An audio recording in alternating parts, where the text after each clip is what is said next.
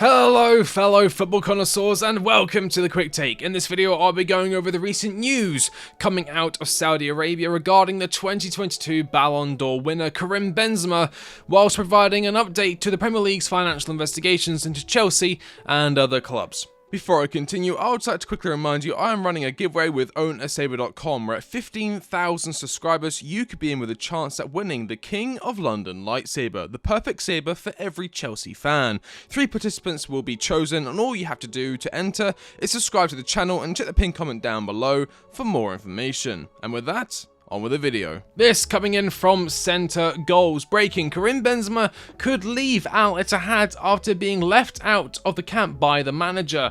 The club could bring in Angel Correa to succeed, and that is coming in from TYC Sports.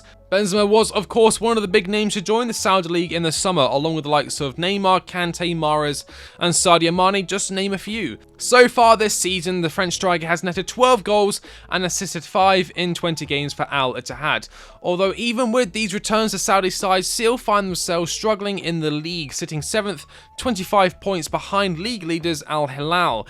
It is understood that, much like his counterparts who have joined from European competition, the star striker wants to move away from Saudi Arabia, even with his £3 million a week wages sweetening any discontent.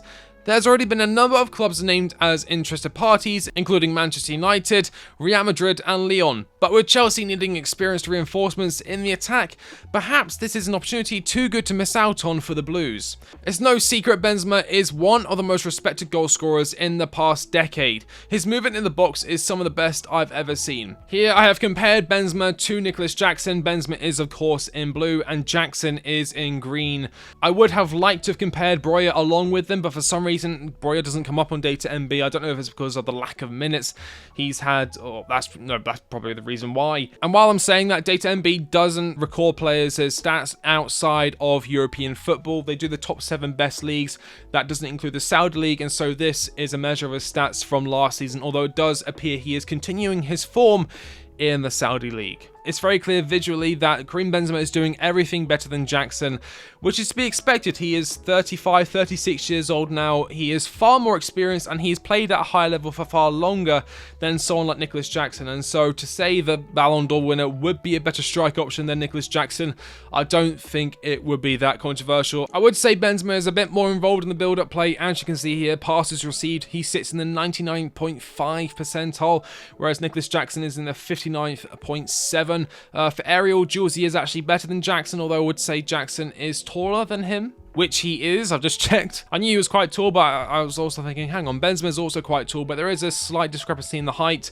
Aerial duels, again, I've just mentioned that. Non-penalty goals, he's standing clear, 87.4 compared to Jackson, 65.1. Expected goals, 99th percentile. Passes into the pen area, 92 to Jackson's 50.9. Expected assists, again, that's another stat. Benzema and Jackson both stand quite high, but Benzema does obviously stand ahead. And offensive actions, 81.2 to Jackson, 76.2. Minutes played, he has played far more minutes, but again, we are halfway through the season, so that's not really on Jackson. That's because Benzema had a full season. He isn't a player who relies on his pace, and we don't necessarily need that. If we need pace, we have Nkunku, we have Mudryk, we have likes of Noni Madueke, we have other options if we're looking for pace. But as I said, I don't really think we're looking for pace. For the majority of our attacks, we are against an opposition sitting back, absorbing pressure. What we need is someone who is capable of reading the play and getting on the end of chances, pulling the rabbit out of the hat, so to speak, and I think Benzema could provide this. His link-up play is also brilliant, and let's take a quick look at his percentile rankings through FB Ref. As you can see here, standing out immediately for goals, he's very high in the 90th percentile. For a penalty kicks made, 95th percentile. But here we go here with his passing, 98th percentile, 98th percentile, 99th percentile. He's very involved when compared to other strikers in terms of the build-up play. Lots of short passes, lots of medium passes as well. Here we go, live ball passes, dead ball passes, all very high. Through balls, 0.47 per 90, so a lot of through balls that could potentially work really well alongside the likes of Nkunku and the likes of Michael Madrid getting on the end of those using their pace. Touches again, 51.73 average per 90. That's in the 95th percentile. Very high percentile ranking for touches in the attacking third, which makes sense. He's much more involved in the attack than he's not really dropping as far deep as someone like Harry Kane, who would be getting involved in the build-up play like that. He's involved in the build-up play in the most dangerous areas to be involved in the build-up play. Progressive carries again very high. He's not the fastest, I've said this, but that doesn't mean he doesn't run with the ball. 2.8 per 90 is in the 93rd percentile. Carries into the penalty area, 91st percentile.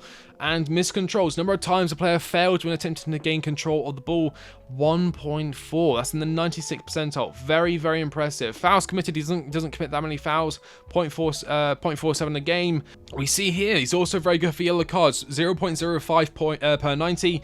He ranks in the 92nd percentile. Of course, Jackson is susceptible to picking up a yellow card, and I think that's down to a lack of control with himself and a lack of experience and maturity as a striker. Having someone like Benzema, not just on the field but at Cobham, can really help bring the side into a more experienced and a more mature state if we're working alongside someone of the greatness, someone of the experience of Karim Benzema.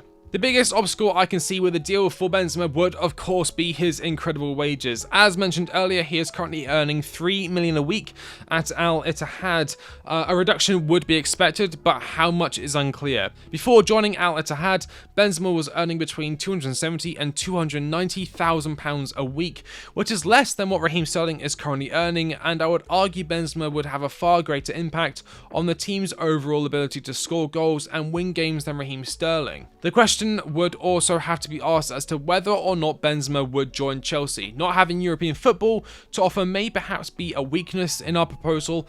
However, he did give up European football when he decided to join the Saudi League. If reports are true and Real Madrid and or Lyon are interested in him, it will be very difficult to convince him to join Chelsea over his former homes. At Real Madrid, he was an icon, 354 goals and 165 assists in 648 games for Madrid, whereas at Lyon he had 66 goals and 27 assists. Should Chelsea sign Karim Benzema on loan? Absolutely. Will it happen?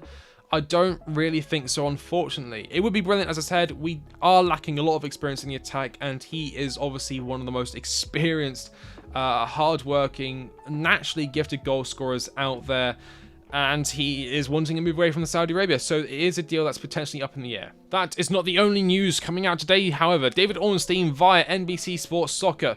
Teams are set to find out tomorrow whether they have been charged under the Premier League's profit and sustainability rules. Now, of course, Everton did get hit quite hard with this. Chelsea believes they have been compliant with the rules. And as far as I'm aware, this season, we following the amount of player sales we've made and the amount of money we've had to pay out through amortization, which I think is around £100 million.